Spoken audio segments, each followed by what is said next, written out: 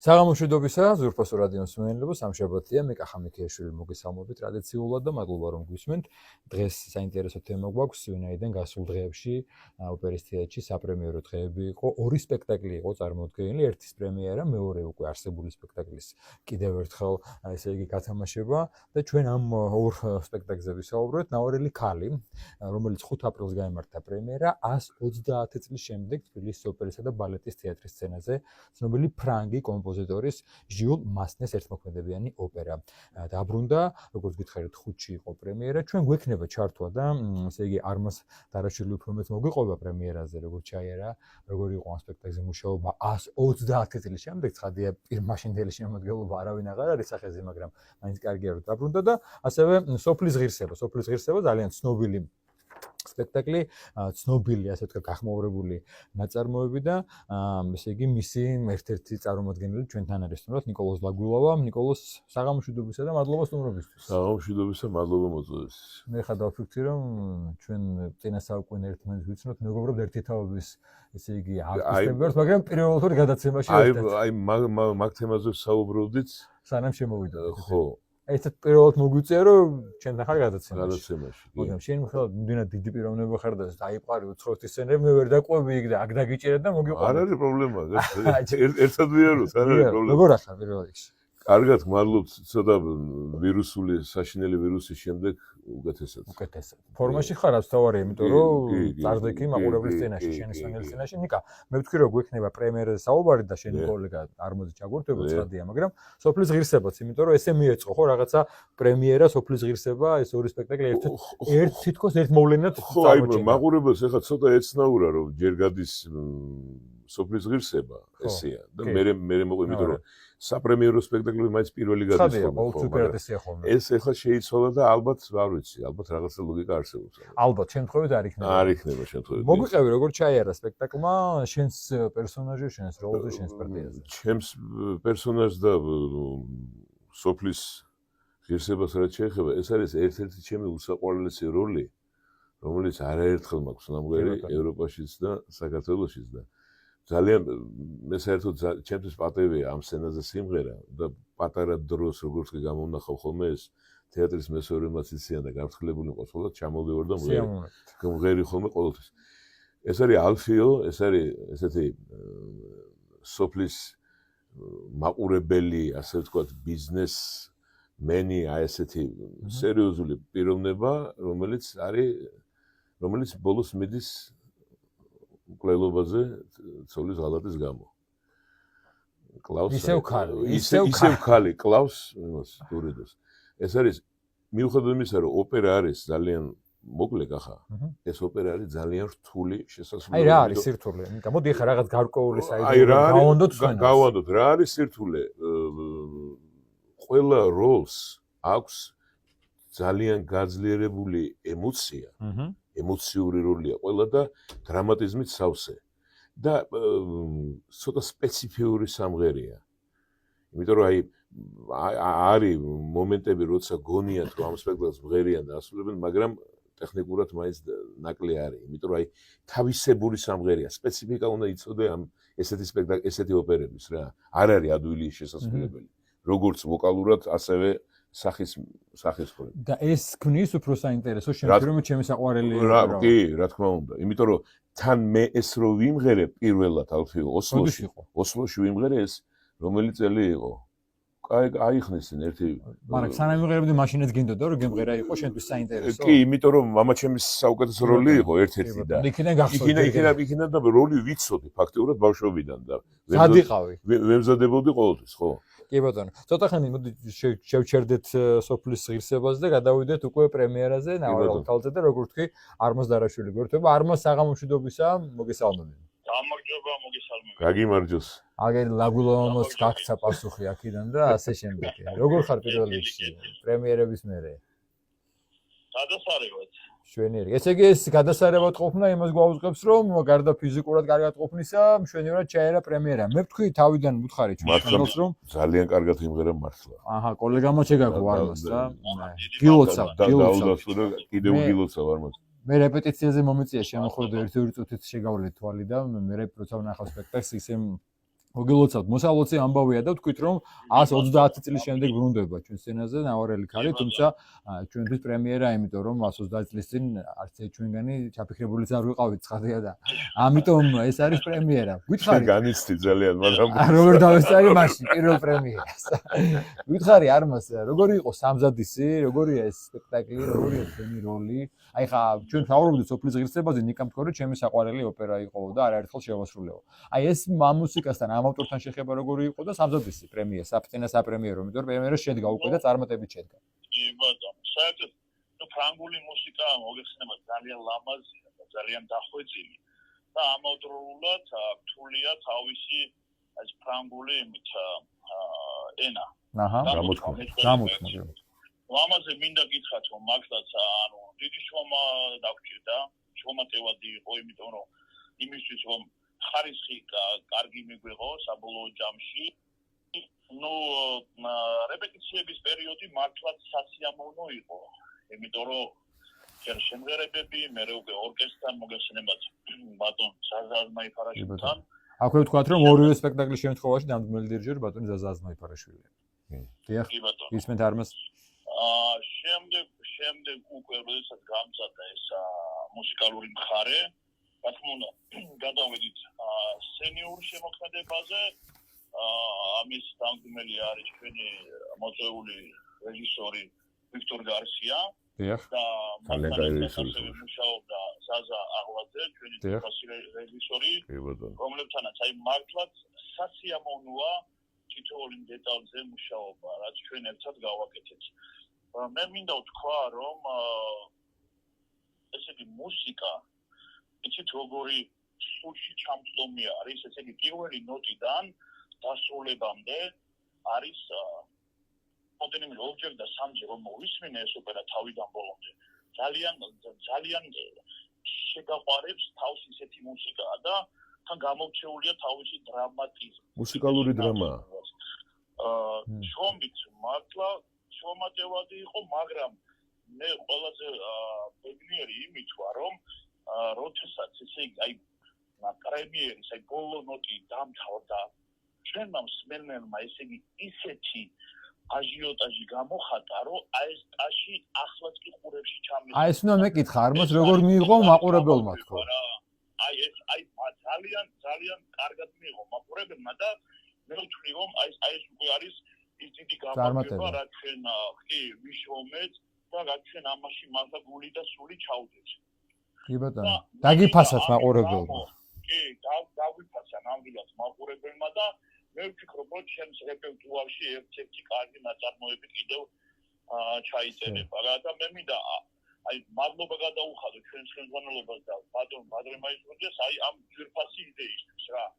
მართლაც აი ხალხმა ისე მიიღო, რომ ხო გეუნები ის აში და ის შეძახილი რომ დავთავდა ბოლო აკორდი, მე არ მოვიწყდება ახლაც რა და კიდევ ერთად გეტყვი. შინაარსობრივად ძალიან ისეთია ხომ რა ქვია მოგეხსენებათ ეს ნავარელი ქალი, რომელიც არ დედაყავს არც მამაკაც და შეხვდება ამ სერჟანტ არაკილი, რომელიც ტენორის პარტია ჩემი როლი. კი ბატონო. თუ გაიცნობენ ერთმანეთს შეუყვარდებათ ერთმანეთი ომის პერიოდია რა 19 საუკუნის მეორე ნახევარია და მე ეს არაკილი დაბრუნდება ისე ომში რაღაცა და ნაბრძოლი დახანსული მოდის უკან შეხვდება ამ ნავარელ ქალს რაღაც ერთმანეთს ესიყვარულებიან, სიყვარულს უხსნიან როგორ მოენატრათ ერთმანეთს და ამ დროს შემოდის мама და ესე იგი ამ ქალისგან ითხოვს ესეთ რაღაცა რომ ჩემი შვილი სერჟანტია და თულინა რომ მისი თანატოლი გახდე რაღაცა არპეული და იმაზეა საუბარი ადრე მოგესწრება როგორც იყო ხოლმე რა და ეს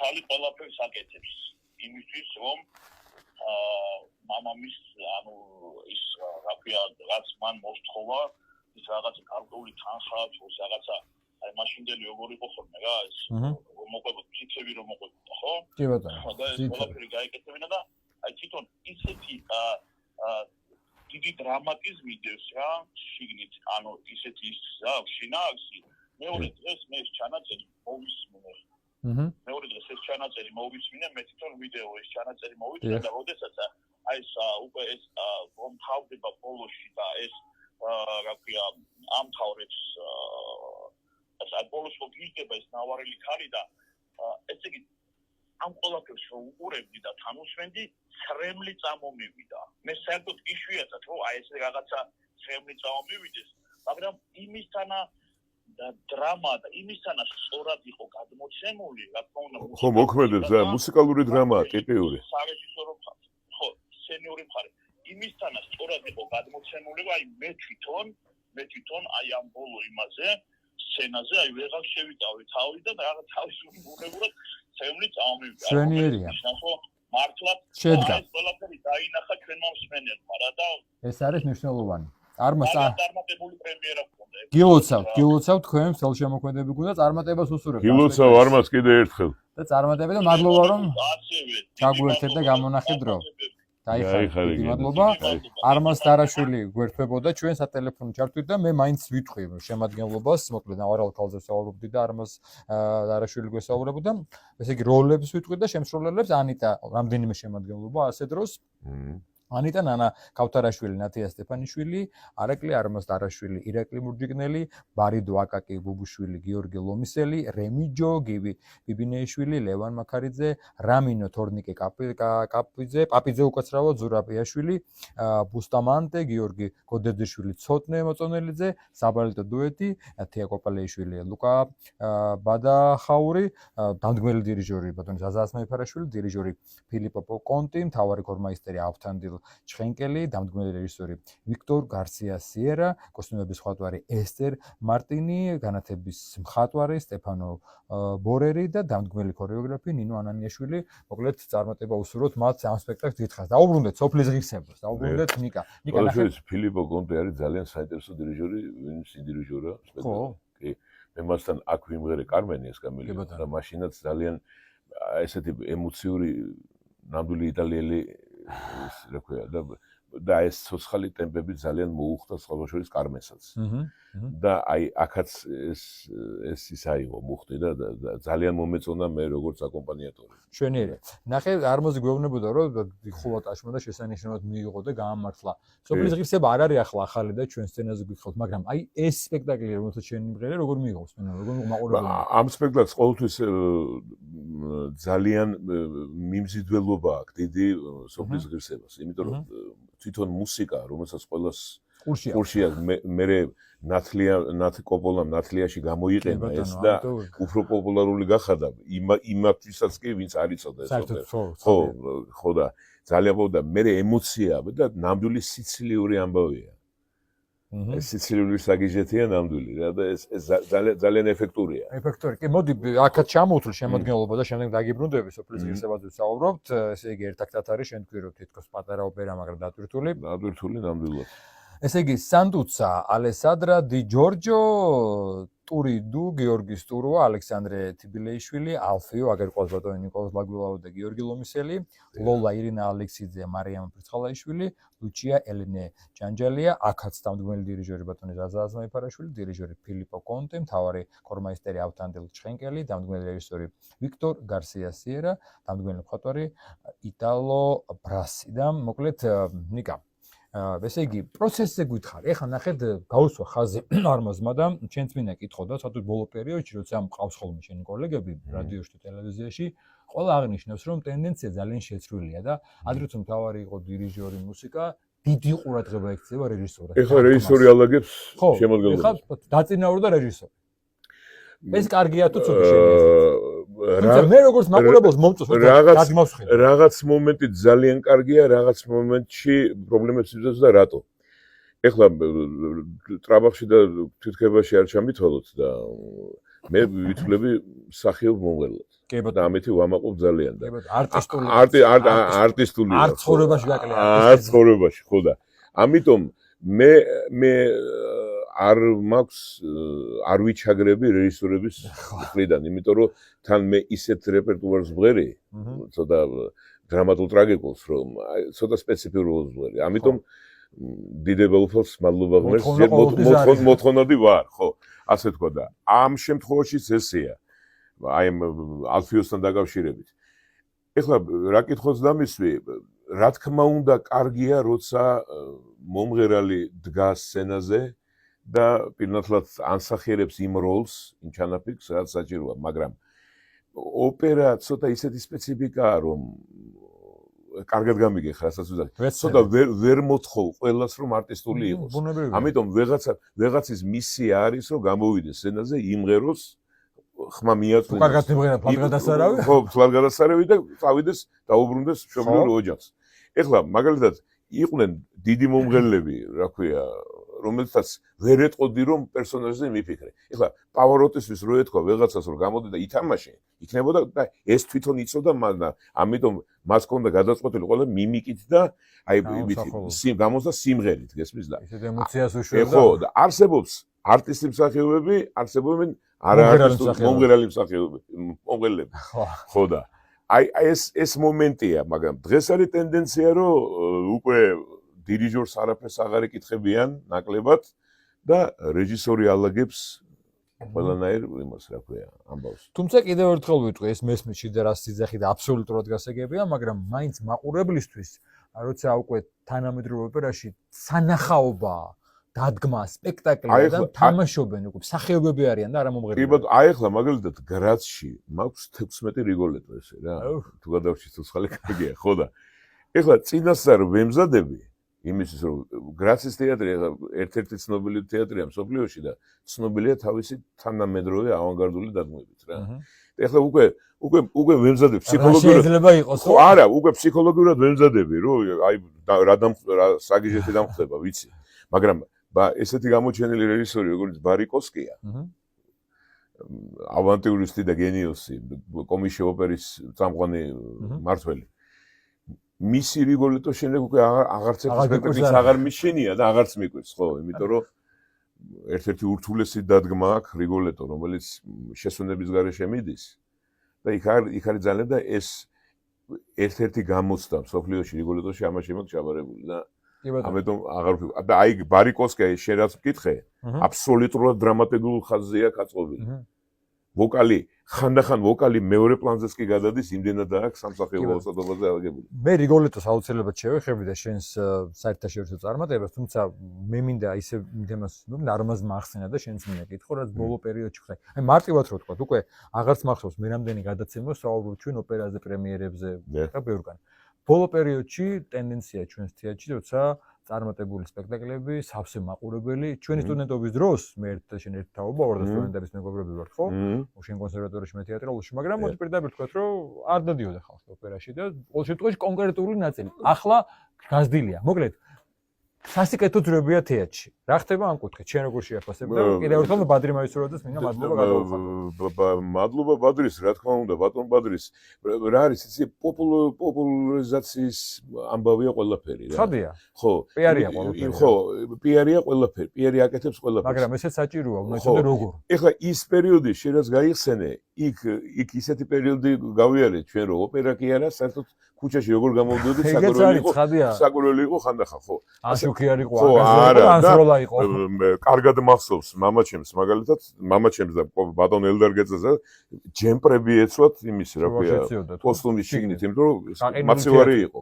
შესანიშნავი მომღერლები და ჯემპრები ეცვათ და სვიტრი იმის ქვეშ, რა ქვია. კოსტუმის ქვეშ. ხო და ეხლა რომელ იმაზე ველაპარაკები მე, ხო და. ნუ შეიცვალა ღვთისმსხალობით რაღაცა და მე ყოველთვის იმედიანად ვარ და ვიცი რომ კიდე უკეთესობისგან შეიცვლება ყველაფერი და ეს არის ძალიან კარგი რომ პირველ რიგში ახალგაზრდობაში როა პოპულარული ესეთი რო გახდა და მოთხოვნადი რო გახდა ეს პროფესია, ამას არაფერი არ ჯობია. და სხვადასხვა აი ეხლა ძველგაზრდებმა არ მიწყინონ, ღმერთმა დიდხანს ამბობ თეატრში რო ხედავ რომ ბევრი ახალგაზრდა ძალიან მიხარია რომ ახალი თაობა მოდის თეატრში. შენ როდის მიხვედი თეატრში? როდისგან დაიწყებ? ჩვენს თეატრში პროფესიონალურად დაადგი ფეხი. მე არ ვიძახი ამას რომ იგაიზარდე მამის გამო. მეგონები როგორც მომღერალი. მე მომღერალმა მე როგორც მომღერალი შევდგი ფეხი 2000 წელს ეს იყო ბელკორე დონიცეტის სიყვარულის ნექტარში. ეს იყო ჩემი დებიუტი 20 წლისა, მე 22 წლისა ვიმღერე დონ ჟუანი, თუმანიშვილის, მიხეილ თუმანიშვილის დადგმა დონ ჟუანი და ფაქტიურად აი ამ დონ ჟუანიმ გადაწყვიტა ჩემი უკვე როგორც სოლისტის და ამიყვანეს კიდევაც სოლისტად. და მე იმას მოყვა ჟერმონი, მალატესტა წავიდა და წავიდა. მე ნუ წავედი, მე აკადემია ლასკალასი, მე ევროპა რაღაცა რა ქვია, წავედი, წამოვედი და ეხლა უფრო ხშირად ვარ ევროპაში და კი ბატონო, აი ამ ევროპულ ნაწილზე და ევროპულ წარმატებებზე ჩვენ ვისაუბრეთ მეორე ნაწილში გადაცემის ცოტა ხნით შევისვენოთ და მაყურებელს ვეთქვით სვენელს უბრალოდ რომ სულ მალე დაგიბრუნდებით და უკვე საერთაშორისო შენს კარიერაზე ვისაუბროთ. კი ბატონო.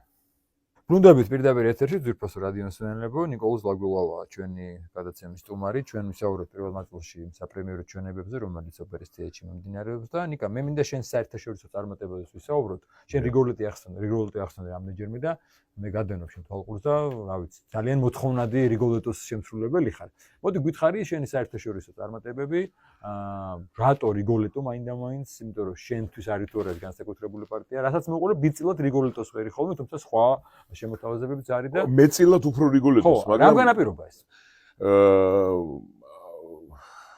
შენ ვერ ვიტყვი შენ თავს, გავიგე რომ საუკეთესოდ ასრულები ირგებ ხმა ყველაფერი. ბუნებამაც და ალბათ არ ვტრაბახობ ცოდნამაც როგორ უნდა შეასრულო ეს უსულესი როლი. სპეციფიკა. ვიღაცამ თქვა ოდესღაც რომ რიგოლეტო როლი არ არის პროფესიაო და ვეთახები აბსოლუტურად. ცალკე უნდა ისწავლო. კი, ცალკე პროფესია, იმიტომ რომ კარგი მომღერლები, მათ შექმნეს ეპოქა. გნებავთ პოსტსაბჭოთა სივრცეში, გნებავთ ევროპაში, ხო? ისე წავიდნენ კარიერიდან, რომ ეს როლი არ გამოუვიდათ. იმიტომ რომ რაღაცნაირი არის რაღაცნაირი განსაკუთრებული საფეხური მომღერლისთვის რიგოლეტო? რა თქმა უნდა, ეს არის მწვერვალია. მწვერვალი აბსოლუტურად. არაერთხელ მქონია ჩემს ევროპელ კოლეგებთანაც ამაზე საუბარი და აი ესე კამათზე რაღაცა. მაინც ვთვლი რომ მიუხედავად იმისა რომ ვაგნერის სიმღერა ძალიან რთულია და სპეციფიკაა, რიგოლეტოს სიმღერა უფრო რთულია. იმიტომ რომ იმ ვაგნერს თუ მოარგე რაღაცა სპეციფიკა, გარკვეული რაღაცა შეიძლება მიუხედავად იმის დიდი სირთულისა, მაგრამ რიგოლეტოს შეძლოს საერთოდ ვერ მოარგო. აი ეს სირთული აქვს რიგოლეტოს რა. რა დაგეხმარა შენ ამის მორგებაში? რო იპოვე გასაგები. პირველ რიგში ვიტყვი იმას რომ ხმა უნდა მოუხდეს თვითონ ტემბრალური ფერი. რა თქმა უნდა, მამაჩემს უხდი დიდ მადლობას, იმიტომ რომ ჯერ შექმნისთვის და მე მან მასწავლა გასაღები როგორ უნდა მისულიყავი, როგორ უნდა დამეკაკუნებინა ამ როლისთვის და ეს რო არ ვქვა შეიძლება არტისტული მხარე რა თქმა უნდა. იმიტომ რომ მე ჩემი რიგოლეტო, მე როცა რიგოლეტოს ვაგდე, ეს არის აბსოლუტურად სახეზე დამოკიდებული და ხანდახან ვოკალი გადამაკიდევაც უკანა პლანზე. გამოსახულობაზე? კი, იმიტომ რომ ამართლებს ეს? კი, ითხოვს. არა, ამართლებს რა თქმა უნდა, სახებს ეს უნდა შეეძლოს მომღერალს, რა თქმა უნდა, მაგრამ ამართლებს, იმიტომ რომ იქ არის მომენტები, განსაკუთრებით შვილთან აი ამ ტრაგედიის თემაში, რომ იქ მარტო ვოკალი უფერულია. ამიტომ უნდა იყოს სახე რა, მაგრამ მთლიანი ρოლი გნებავთ ეს კუზი, გნებავთ ყველაფერი. მაგრამ ეხლა ისე დგამენ რომ აღარც კუზია, აღარც არაფერი. ეგ შენი რამდენიმე ფოტო ნახე მე, ძალიან კარგი გრიმი. გრიმი და არის, ხო გეუბნები, არის დადგმები სადაც არაფერი არ ჭირდება. საერთოდ კუზი არ არის და აბსოლუტურად სხვა ის არის.